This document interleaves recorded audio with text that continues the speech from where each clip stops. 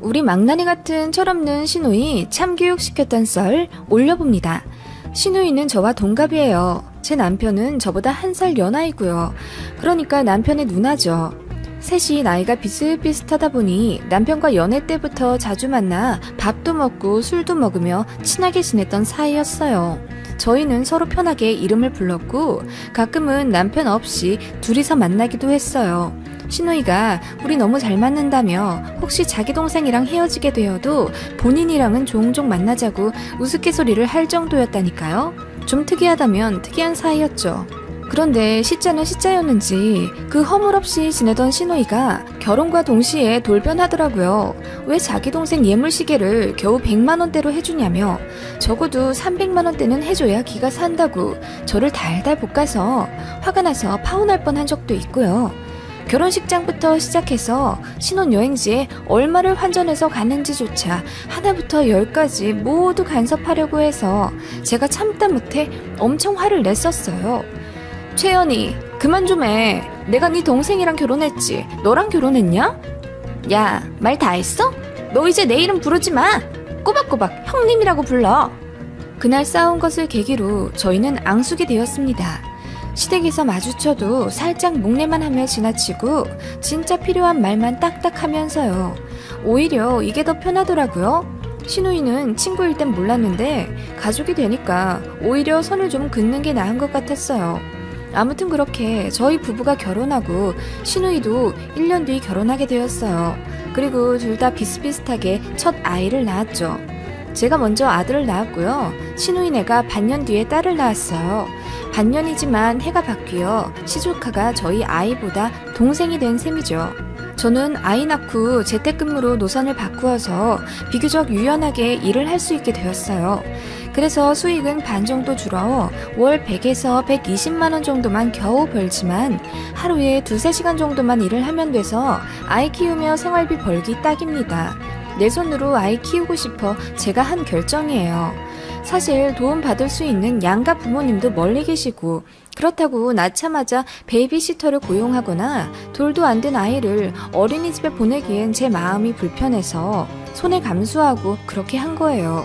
아이는 딱 2돌 되면 어린이집에 보낼 거라고 시댁에도 얘기하곤 했죠. 듣는 시누이 표정이 묘했죠. 그때 알았어야 했는데. 저와는 반대로 반년 후에 아이를 낳은 시누이는요, 낳자마자 시어머니한테 도움을 요청하더라고요. 우리 시누이는 원래부터 손에 물 한 방울 안 묻히는 스타일이었어요. 단 한 번도 독립해본 적 없고 쭉 시댁에서 살다가 결혼해서 나온 케이스라서 30살까지 시누이 속옷 빨래도 시어머니가 해주셨다네요. 회사에 도시락 싸야 할 일이 있으면 그것 역시 시어머니 일. 어질러진 방도 시어머니 일, 모든 것을 시어머니한테 맡긴 채 나이를 먹어왔던 거죠. 물론 같이 살면 그럴 수도 있지만 시누이는 좀 많이 심한 편이었어요. 아무리 집안일을 시켜도 하기 싫다며 땡깡 부리고 집에선 정말 손 하나 까딱하지 않았다네요.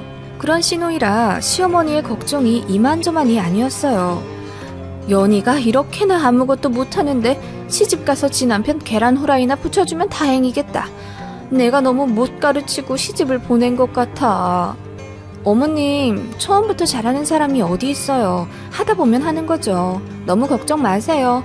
그리고 시누이도 아주머님만큼 바쁘잖아요. 같이 해야죠. 너 같지 않아서 걱정이다. 그런 시누이가 아이를 낳고 조리원에서 3주 있다가 퇴소한 그날 밤 울고불고 시어머니에게 전화를 걸어 당장 와달라고 엉엉 울었답니다. 아주머님은 그날 야근이었고 같이 있던 산후도우미가 퇴근하여 아이와 단둘이 있게 되니 어떻게 할 줄을 모르겠다며 시어머니한테 SOS를 친 거죠. 시어머니는 시누이 집과 차로 3시간 정도 걸리는 거리인데 그 야밤에 시아버지 차를 타고 단숨에 오셨답니다. 그날부터 시누이가 시어머니를 꽉 잡고 안아준 겁니다. 혼자 애 보기 무섭다고 제발 집에 가지 마시라며 울고불고 아이가 우는데도 달래줄 생각은 않고 그저 엄마 지율이 울어 하며 시어머니를 부르고 시누이 새끼 밥도 다 시어머니가 차려주셨다고 하네요. 아기 잠도 시어머니가 재워주셨대요. 그렇다면 시누이는 뭘 했느냐? 그냥 자고 먹고 가끔 모유 유축하고 TV 보고 그랬다네요. 손목 아프다며 아이는 한 번 제대로 앉지도 않고 그렇게 시어머니가 100일까지 다 키워주셨다네요, 시조카를. 시어머니 걱정은 되었지만 저는 한낱 올케이기 때문에 오지랖 부렸다간 화를 불러일으킬 것 같아서 그냥 시어머니한테 장어즙이랑 영양제 같은 거 좀 보내드리고 힘내시라고 안부 전화나 자주 드렸죠. 시누이가 출산 100일 좀 지났을 때 복직하겠다고 하더라고요. 시누이는 디자이너들의 작품을 세계에 수출하는 회사에 다니고 있고요. 외국으로 한 달에 한두 번 출장도 자주 가요. 한 번 출장 가면 무조건 4박 5일 이상을 있기 때문에 외향적이고 진취적인 시누이가 적성에 딱 맞는다며 절대 포기 못하는 회사였죠. 때문에 출산 휴가만 겨우 쓰고 자리 지키기 위해 악착같이 다시 다닌다 하더라고요. 아이 낳고도 사회에서 자기 자리 찾는 건 여성 인권을 생각해서라도 응원할 만한 일이죠. 다만 문제는 아이는 누가 키우냐인데 당연히 저희 시어머니였죠. 시누이는 정말 황당하게도 본인이 아이 낳고 사회로부터 고립된 것 같다고 이건 분명 산후 우울증이라며 회사 일을 더욱 열심히 하겠다고 했다네요. 자기 같은 인재가 아이 엄마로 집에서 썩기엔 너무 아깝다. 회사에서 당당히 일하며 사회 속에 자기 자신을 찾아가겠다나 뭐라나. 그러면 갓 태어난 아이는 어쩌고요. 환갑지나 힘드신 몸으로 육아전쟁에 뛰어드신 시어머니의 삶은요? 이해가 안 갔죠. 그럴 거면 아이를 낳지 말았어야 하는 거 아닌가요? 아무튼 그렇게 본인의 아이를 시어머니한테 맡긴 채 시누이는 거의 회사에서 살았고 출장도 엄청 자주 갔어요. 아주버님도 일 때문에 바빠 집에 자주 못 들어왔다는데 제 생각엔 집에 가면 장모님이 계시니 불편해서 잘 안 들어간 게 아닐까 싶어요. 뭐 그냥 제 추측일 뿐. 그럼 어떻게 되겠어요? 그냥 시어머님이 시누이 아이를 도맡아 키우게 되신 거예요. 시어머님 나이는 환갑이 넘으셨어요. 어머님 방도 제대로 안 갖추고 잘 안 쓰는 서재 한 구석에 작은 매트리스 하나 놓아드렸다는데 그럼 뭐예요? 아기랑 24시간 붙어 있으셔서 편히 쉬지도 못하시는데요. 게다가 어머님이 사시는 동네도 아니라 아는 사람도 없고요. 어머님은 그저 마트나 공원 정도만 아기와 산책하시는 게 다였죠. 시누이와 아주버님은 아침 일찍 나가서 저녁 늦게 들어와 아기 얼굴만 잠깐 봤고 그나마도 들어오면 다행이었어요. 시누이는 한국에 거의 없다고 볼 정도로 출장을 자주 갔고 그냥 시어머님이 아이를 다 키우셨습니다. 옵션으로 시누이네 집안일까지도 다 하셨죠. 1년 가까이요. 시어머님이 너무 걱정되어서 저희 부부가 자주 찾아뵀었어요. 그런데 뵈러 갈 때마다 시어머님이 살이 너무 빠져 있으시고 표정도 점점 어두워지셔서 제가 다 마음이 안 좋더라고요. 저희 남편도 이건 진짜 아닌 것 같다며 시누이한테 전화를 걸어 화를 냈어요. 애는 낳아놓고 엄마한테 다 맡겨놓으면 어쩌냐고. 엄마 건강 안 좋아지고 있다. 빨리 어떻게 대책 좀 마련해라. 계속 이렇게 키울 거냐. 그랬더니 시누이가 노발대발하면서 화를 냈어요. 엄마가 그랬거든? 나 아기 낳아도 꼭 일하라고. 그리고 다달이 돈 들이고 있어. 알지도 못하면서. 누나, 돈만 들이면 다야? 그리고 한 달에 꼴랑 100만 원 들이고 그걸로 애 이유식 장까지 보신다던데?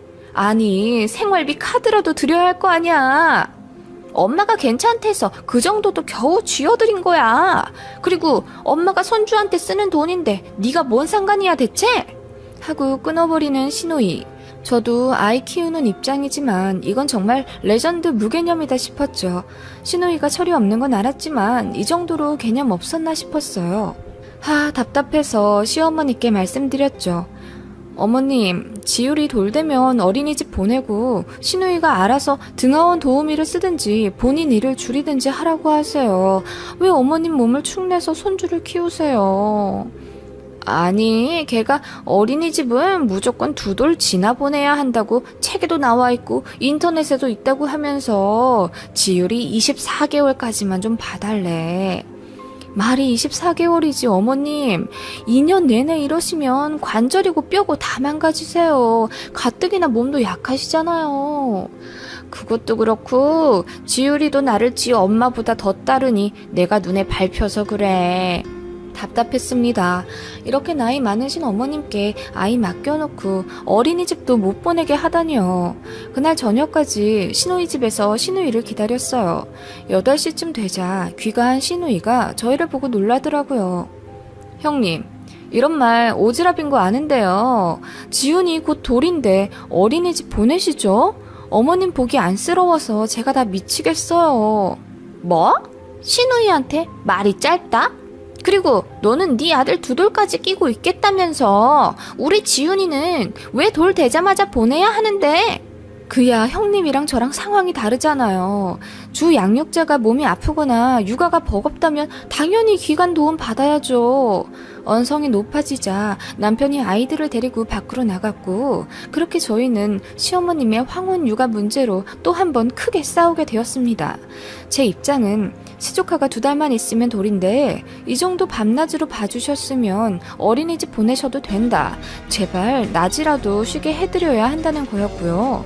시누이의 입장은 아이가 이제 애착 형성이 어머님한테 되어 있는데 이렇게 빨리 어린이집에 보내면 정서에 문제 생긴다. 그럼 올케가 책임질 거냐?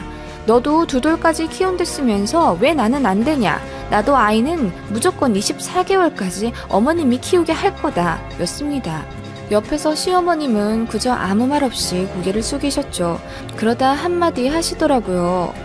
연희야, 내 가끔 낮에 병원 갈 시간 정도는 좀 다오. 병원? 엄마 어디 아파? 시누이가 동그래진 눈으로 반문하자 시어머님께서 갑자기 흐느끼시며 말씀하셨어요. 며느리 말이 다 틀린 건 아니야. 지율이는 점점 커가는데 내 체력은 벅차고 네가 TV도 틀어주면 안 된다고 해서 하루 종일 애하고만 상대를 하다 보니 내가 말이야 정신이 점점 산으로 가는 것 같아. 그냥 툭 건들면 눈물 나고 아는 사람도 하나 없이 너무 힘이 든다. 아무래도 우울증 같은데 약이라도 먹으면 좀 낫다던데. 어머님, 왜 진작 말씀 안 하셨어요? 내가 집에 간다는 게 아니라 그래, 네 말대로 지율이 24개월까지 보긴 볼 건데 약이라도 먹어가며 보면 좀 수월하지 않을까 싶어서. 어머님, 우울증 약까지 먹어가며 황혼 육아한다는 게 말이 되세요? 아니 올케, 나설 때 안 나설 때 좀 가려. 내가 지금 우리 엄마랑 얘기하잖아. 당황한 듯한 시누이가 급하게 시어머님을 잡고 묻더라고요. 엄마, 그게 무슨 말이야? 엄마가 우울증 같다니. 아니, 아직 돌도 안 되는데 그냥 먹이고 치우고 씻기고 재우면 되잖아. 가끔 책 읽어주고. 지율이같이 순환애 좀 보는 게 뭐가 그렇게 힘들다고 그래. 형님, 주말에도 아이 안 보고 늦잠 자고 약속 있다고 나가신다면서요. 지율이 그동안 단 1시간이라도 진득하게 보신 적 있으세요? 지율이가 어머님한테 엄마라고 한다면서요. 그렇게 될 때까지 엄마로서 대체 뭐 하신 거예요? 뭐? 올케! 올케처럼 집에만 있는 사람이 나랑 같아? 그리고 지금 이거 월권하는 거야. 형님, 지율이가 엄마인 형님 봐도 대면대면 하잖아요. 이런 건 정서적으로 문제 있다고 안 보세요? 엄마인 형님이 엄마 노릇을 안 하고 계시는데 어린이집 안 보내는 것에 왜 그리 집착을 하세요? 이봐 올케, 말 좀 가려 하지? 나 슬슬 화나려고 해. 아니요, 날 가려 하실 건 형님이세요. 그리고 시터 시세 뻔히 아시면서 겨우 100만 원이요? 어머님처럼 24시간 상주하는 베이비시터는요 250만 원은 받아요. 그런데 반도 안 되는 100만 원이라니요. 엄마가 100만 원도 안 받으려고 했거든. 대체 네가 뭔 상관이야 하며 제 머리채를 잡으려는 시누이. 가볍게 피했고 시누이는 몸이 휘청해서 넘어지더라고요. 시어머님이 어이쿠야 하며 시누이를 잡았고 그런 시누이가 씩씩대며 저를 쏘아보며 말했습니다. 너 내가 부러워 죽겠지? 그래서 이러지? 애 낳고 당당하게 일하러 다니고 애도 울 엄마가 다 키워주니까. 정말 내가 부러워서 이럴까요? 내 아이 내가 키우면서 행복 느끼는 제가 형님을요? 형님, 그렇게 당당하시면 이 내용 그대로 이 동네 맘카페에 한번 올려볼게요 지금. 뭐? 맘카페에 올려서 사람들 반응을 좀 보세요. 다들 아이 낳은 사람이니 얼마나 객관적으로 평가해주겠어요? 형님 이 태도를요. 그러면서 제가 스마트폰을 꺼내 정말 당장이라도 맘카페에 글을 쓰듯 폼을 잡자 시누이가 급하게 저를 막더라고요. 형님, 제가 지금 당장 글은 안 올릴게요. 대신 이번 주말 이틀 동안 무조건 48시간 동안 집에 딱 붙어서 지우리 보세요. 어머님은 호텔 잡아주시고요. 안 그러시면 저 무조건 맘카페에 올려요. 형님 신상 다 까발려서요. 뭐? 이게 웬 말도 안 되는 협박이야? 말도 제대로 못하며 그저 씩씩대며 저를 노려보는 신우이에게 일단 진정하라고 소파에 앉혔어요. 그리고 뭘 모르는 신우이에게 독박 육아의 어두운 면에 대해 자세히 일러주었죠. 이건 겪어봐야만 아는 현실이잖아요. 저는 저녁마다 남편이 육아에 참여하고 있어 덜하지만 그럼에도 불구하고 아이를 본다는 건 체력적으로 심적으로도 많이 힘든 일이에요. 그런 육아를 신우이는 근 10개월을 단 1시간도 제대로 해본 적이 없으니 모를 수밖에요. 그리고 시어머니를 우리 엄마처럼 생각하고 있다고 했죠. 너무 좋으신 분이라 단 한 번도 남처럼 생각한 적이 없다며 진심으로 걱정하는 마음을 좀 알아달라고 했습니다. 시어머님이 저를 보시며 눈물을 훔치시더라고요. 얼굴이 울그락불그락하던 신우이는 뭔가를 좀 깨달은 듯도 하더니 어머님과 얘기를 좀 해야겠다며 저희를 급하게 쫓아냈어요. 나가기 전에 주말 동안 꼭 아이 보는 조건 지켜야 맘카페에 글 안 올릴 거라며 유치하지만 손가락까지 걸어가며 약속을 받아내고 집에 왔습니다. 그 주 주말에 어머님께 전화를 거니 밝은 목소리로 받으셨어요. 세아가 네 덕분에 나 호캉스라는 걸 해본다. 어머니, 형님께서 그래도 어머님 생각을 좀 했나 보네요. 짧지만 푹 쉬다 가세요. 그리고 전화를 끊었는데 괜히 웃음이 났죠. 10개월 만에 처음으로 아이와 지지고 볶고 허둥지둥 육아전쟁을 펼치고 있을 신우이가 그려져서요. 그 다음 주엔 웬일로 신우이한테 먼저 카톡이 오더라고요. 내용은 이러했어요. 월요일이라 출근했는데 감옥에서 탈출한 기분이다. 아이밥 만드는 것도 어려운데 먹이는 건 더 힘들더라. 상상도 못했다. 낮잠도 안 자서 부부가 쌍으로 고생했다. 눈만 떼면 넘어져 다치니 스마트폰도 못 보고 계속 붙어 있어야 하는 게 너무 힘들더라. 엄마가 많이 힘들었을 텐데 지율이 정서 방해된다며 TV도 못 보여주게 했던 지난 날이 너무 죄송하고 후회된다. 어쩌고 저쩌고. 육아의 고충을 제대로 느낀 듯 했죠. 그래서 답장했습니다. 숙제 검사 잘했다고. 참 잘했어요 도장 찍어줄 테니 그 마음 절대 잊지 말라고. 어떻게 하는지 지켜보고 또 우리 어머님 힘들게 하면 맘카페에 올라간다며 장난 반으로 겁주었어요. 신우이가 알겠다며 엄마 챙겨줘서 고맙다고 하더라고요. 그리고 신우이는 딱 한 달만 더 일하고 육아휴직을 냈어요. 어머님한테 육아와 살림에 대해 차근차근 배우고 집으로 보내드리더라고요. 아주버님도 마찬가지예요. 신우이가 혼자 생으로 애를 절대 못 본다고 길길이 날뛰어서 출퇴근 시간 조정해서 아이와 함께 있는 시간을 많이 늘렸다네요. 제 시조카 지율이도 처음에만 어머님을 찾고 울었지 나중에는 엄마 아빠랑 같이 있는다고 더 좋아하며 말도 급속도로 늘고 웃음도 많아졌다고 하네요. 어머님도 다시 살도 붙고 얼굴 좋아지셨고요. 역시 사람은 뭐든지 겪어봐야 아는 것 같아요. 신우이도 딱 2년만 육아휴직 내고 다시 회사 돌아간다니 같은 여자로서 신우이가 자기 자리에서 건승하길 바라는 마음이에요. 그리고 저희는 사이가 다시 좋아졌어요. 물론 가끔 티격태격할 때도 있지만 서로 적당히 선 지켜가면서 잘 지내고 있어요. 저의 사이다 참교육 효과 좋았던 것 같죠?